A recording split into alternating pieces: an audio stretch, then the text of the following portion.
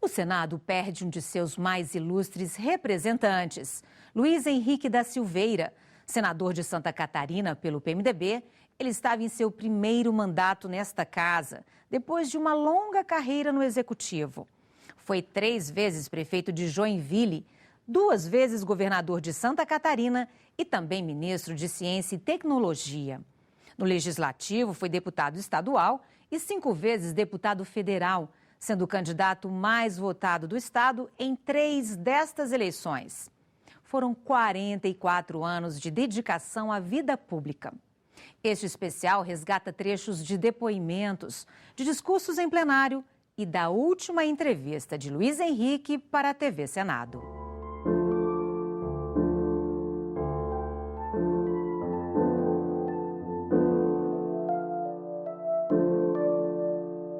Eu vinha tangido por um idealismo que se formou ainda no setor da política estudantil,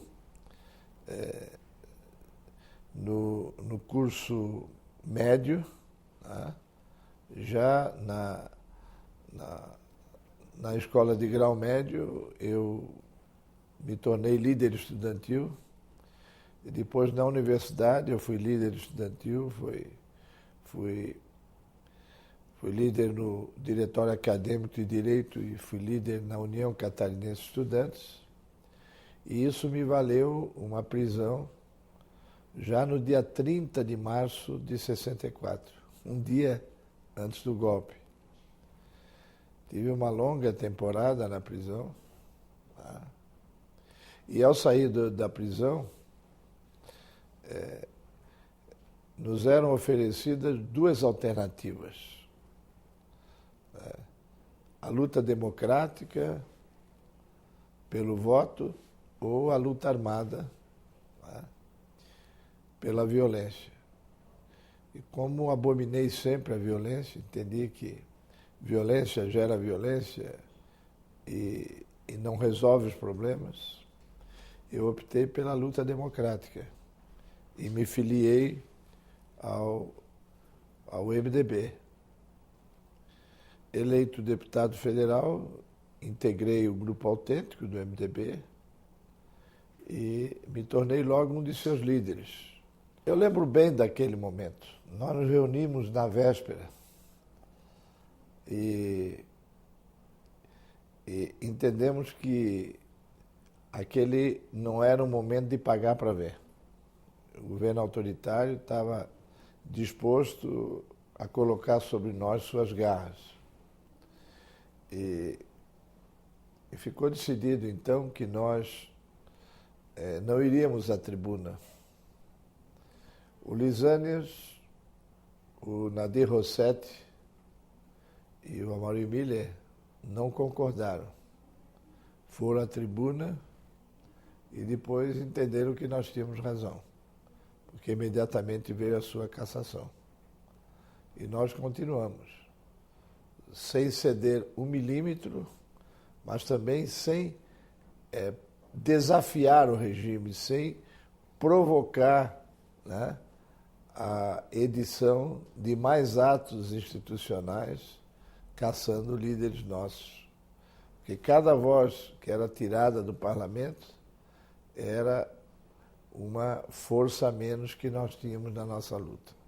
Só tínhamos a tribuna, né? Havia censura, né? Os nossos discursos não repercutiam como deviam repercutir, mas nós tínhamos a tribuna e tínhamos a rua. Nós, do Grupo Autêntico,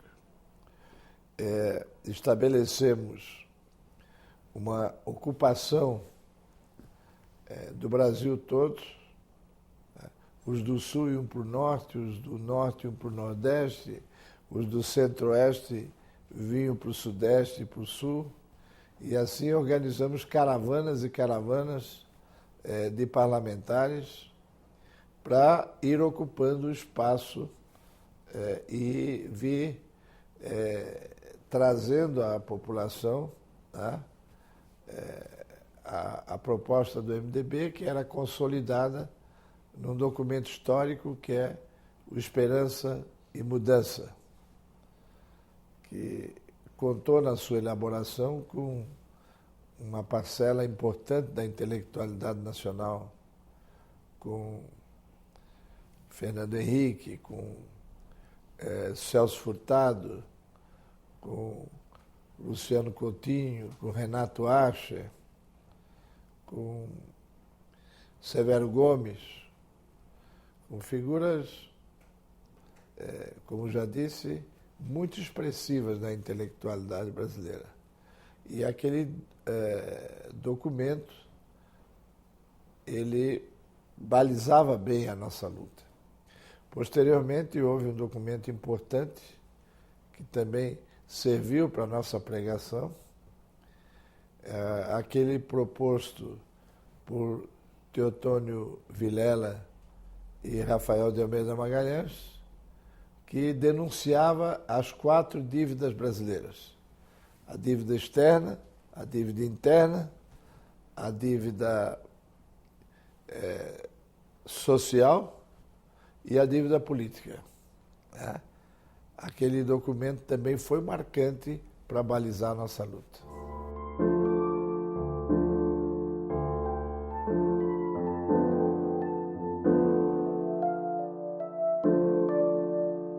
Nós fizemos um governo completamente heterodoxo, completamente diferente de como se governa o país. O Brasil é governado de Brasília. E nós revogamos Santa Catarina ser governada de Florianópolis. Nós dividimos o Estado em 36 territórios de desenvolvimento, criamos em cada uma delas 36 agências de desenvolvimento com status de secretário para poder requisitar as melhores figuras da política do Estado e criamos aí 36 conselhos de desenvolvimento que estabeleciam as metas, as diretrizes para as agências de desenvolvimento, chamadas Secretarias de Desenvolvimento Regional. Estruturas enxutas, nós extinguimos dezenas de cargos na capital, que eram ociosos, e constituímos essas secretarias, uma média de não mais que 15 pessoas por secretaria. Tá? E o resultado disso foi que, em 8 anos, a economia de Santa Catarina, o PIB de Santa Catarina, dobrou de tamanho. Né? Era como se tivesse construído um Estado em 8 anos. A arrecadação do Estado foi de 4 bilhões 760 milhões para 13 bilhões 320 milhões, reduzindo alíquotas de imposto. Se alguém quiser saber como, ao reduzir a carga tributária, aumenta a arrecadação do Estado, é só ir a Santa Catarina e ver o que tem acontecido lá. Terceiro, o comércio exterior quadruplicou e os investimentos públicos em obras e ações quintuplicaram. Saímos de 200 milhões, quase sextuplicaram, para 1 bilhão e 100 milhões de investimento ano. Isso fez com que se criasse efetivamente um ritmo de crescimento no nosso Estado, um ritmo de satisfação, que quando veio a minha reeleição, tá, o senador Raimundo Colombo não teve nenhuma dificuldade em se eleger já no primeiro turno. Tá? E eu tive a condição, a estrutura de governo era tão democrática, incluía as pessoas politicamente, né? Criou um dinamismo no Estado. Vou dar um exemplo. Nós não deixamos nenhum município sem acesso asfaltado, né? Hoje tem estados que têm 100 municípios com estrada de barro em sua direção. Aquele programa Luz para Todos, nós levamos a todas as propriedades rurais. Teve casos em que mais de 100 quilômetros de rede para chegar lá no cantão onde tinha uma propriedade rural, né? E eu lembro da frase de um cidadão no dia em que fomos inaugurar uma rede dessa, né? E quando ele viu a casa dele iluminada à noite, ele disse: meu Deus, era um senhor já de 90 anos, eu pensei que só ia ver esse clarão na outra vida.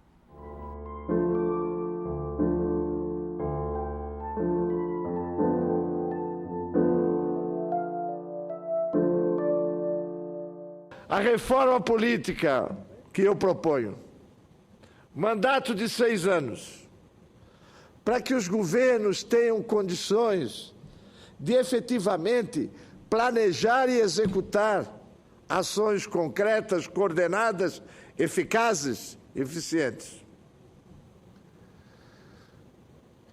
E o fim da reeleição. Mas não é só a fidelidade partidária. É preciso instituir um sistema político que dê credibilidade aos partidos políticos. Hoje, senador Cristóvão e senador Fleury, pode fazer qualquer pesquisa, do Acre ao Rio Grande do Sul. E o que é que respondem os entrevistados? No mínimo 70% diz que não vota em partido. Os brasileiros votam em pessoas, em personalidades, umas boas, outras nefastas. E o que pode corrigir isso?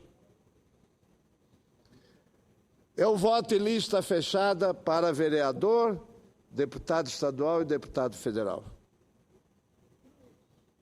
As regras atuais, personalíssimas, promovem a autofagia dos partidos. Os candidatos não disputam votos com os adversários, mais das vezes procurando tirar dos seus companheiros. Então é um processo autofágico que exalta a personalidade e execra o partido. O voto partidário é uma exigência para aprimoramento da democracia, porque não há democracia possível sem partidos fortes, ideológicos, programáticos, partidos que, como diz a expressão, expressem a vontade de parte da sociedade. A parte que é socialista, a parte que é social-democrata, a parte que é liberal, a parte que é comunista. Só existe partidos, efetivamente, a parte que é ambientalista, os verdes. Só existe partido quando ele expressa uma parte do pensamento da sociedade. Ulisses Guimarães, meu amigo, meu companheiro, que eu acompanhei nos seus últimos 10 anos de vida, dava um alerta Nós fomos eleitos para mudar. Ou mudamos, ou merecemos ser mudados. Nós vamos merecer todos ser mudados, se não entendermos a realidade grave que vive o país. A democracia é uma planta-terra que tem que ser regada todo dia. A reforma política é a tarefa mais urgente a ser feita nesse país. Não podemos esperar mais um minuto, mais um segundo. Não podemos retardar essa decisão de mudar. Se não fizermos, Ulisses, estejas onde estiveres, vão ecoar as tuas palavras. Nós fomos eleitos para mudar. Ou mudamos, ou merecemos ser mudados. Senhor senador Luiz Henrique, eu quero parabenizá-lo por seu discurso. Eu creio que nós deveríamos pegar esse seu discurso e transformar num grande debate aqui sobre a reforma política. Inclusive, levando em conta a credibilidade que o senhor tem pelos exemplos que deu na sua vida pública nos momentos de disputar a eleição. Eu quero parabenizá-lo e dizer que espero que não fique apenas como um discurso numa quinta-feira à tarde, e que nós transformemos seu discurso num debate constante aqui da reforma política que o Brasil precisa. Parabéns.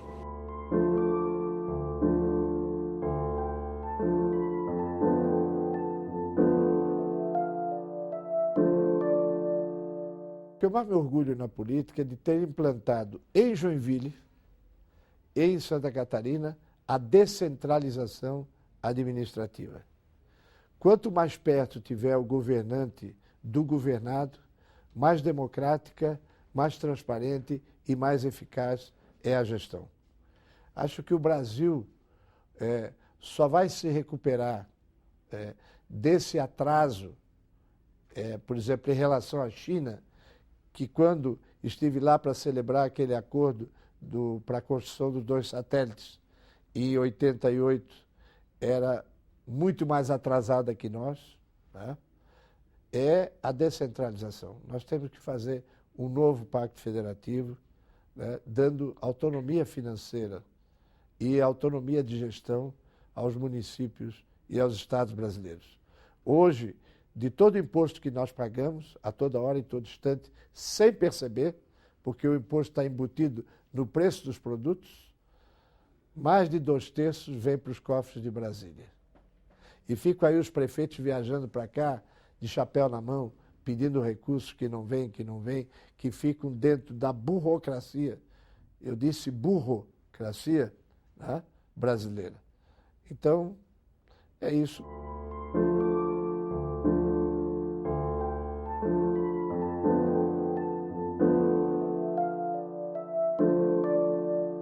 Havia um grupo de deputados, de líderes do Bundestag, da Câmara dos Deputados alemã, e eu perguntei se lá na Alemanha o proprietário do terreno sofre alguma restrição da lei. E eles disseram, como assim? Eu disse, não, porque no Brasil o proprietário de um terreno, ele tem que manter a margem vegetalizada, coberta de vegetação, no mínimo de 30 metros, tá? E chegando até 500 metros, conforme as dimensões do rio.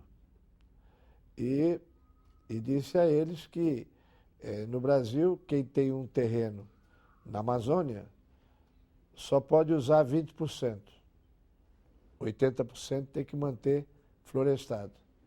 35% no Cerrado e 20% no resto do país. E eles ficaram boquiabertos.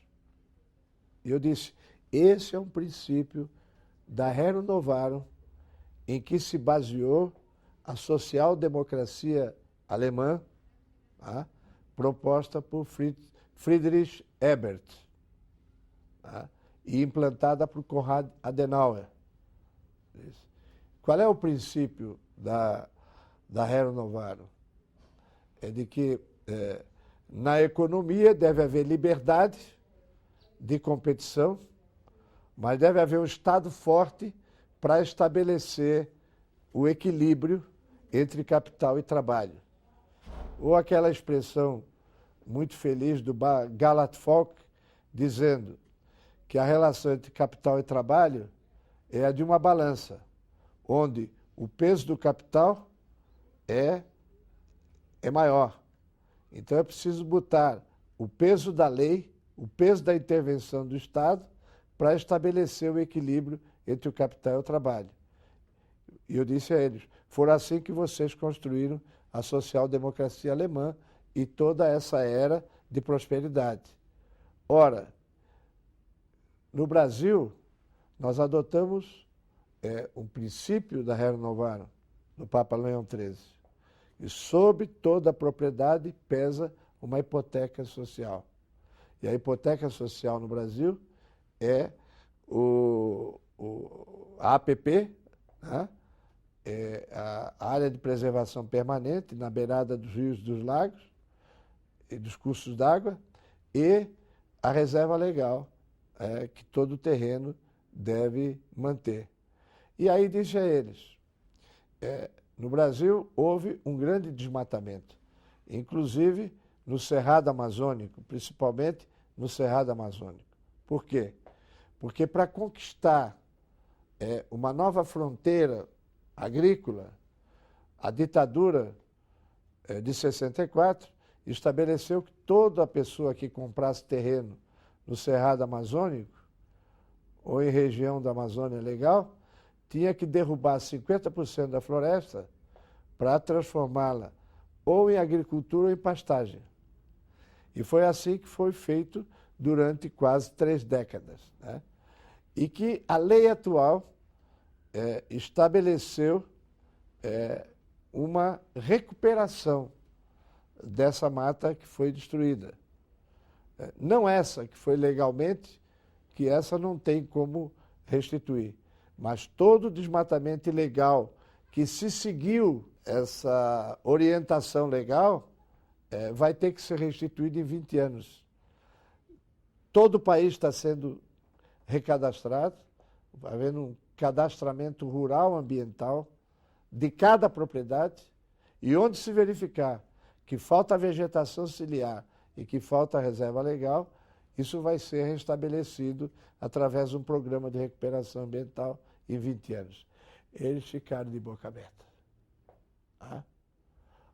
A legislação ambiental brasileira é a mais avançada do mundo. Tem muitos excessos, tem muitos desvios, mas o âmago da legislação... E eu me lembro que um dia eu estava sentado à mesa da Constituinte, ao lado de Ulisses Guimarães, e ele me mostrou um telegrama que recebeu do secretário-geral da ONU, cumprimentando o Congresso brasileiro pelas normas da Constituição brasileira, que em termos ambientais, dizia o secretário-geral da ONU, era a mais avançada do mundo, e é a mais avançada do mundo.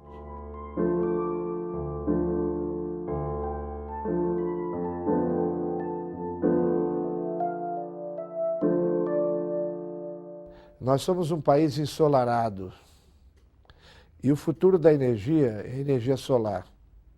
Tá? Na Alemanha, já se desenvolveu uma nova tecnologia de filmes fotovoltaicos.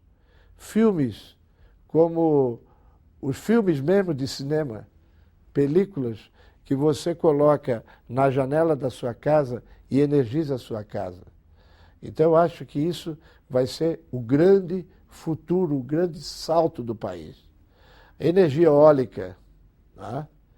E um campo que ainda não foi explorado, mas que pode dar grandes resultados para o país. O país tem no mar duas riquezas, além das outras, né? Eu não estou me referindo aos pescados, né? O mar tem duas riquezas que não foram exploradas. Primeira, a força das marés, que tem um poder extraordinário para gerar energia. E segundo, a água separada do sal, a dessalinização, né? Que vai representar o futuro do abastecimento d'água, ainda mais num país em que 90% dos seus habitantes moram no litoral ou perto dele. Tá? Então, acho que essa é outra fonte de energia. E em relação de biocombustível, eu acho que nós vamos dar um salto da cana para a árvore. Essa solução do álcool combustível, digo melhor, está na madeira, que é outra fronteira. Então, o que é a bioeconomia? A bioeconomia é uma economia que vai se valer das forças da natureza, tá? Para estabelecer novos padrões de energia para o mundo, porque nós estamos há 36 anos de uma população de 9 bilhões de habitantes. Dos 7 bilhões de hoje, em 2050 serão 9 bilhões. E nós temos que dobrar a produção de alimentos sem violentar as florestas e temos que mudar os padrões de consumo de energia através de novas fontes renováveis.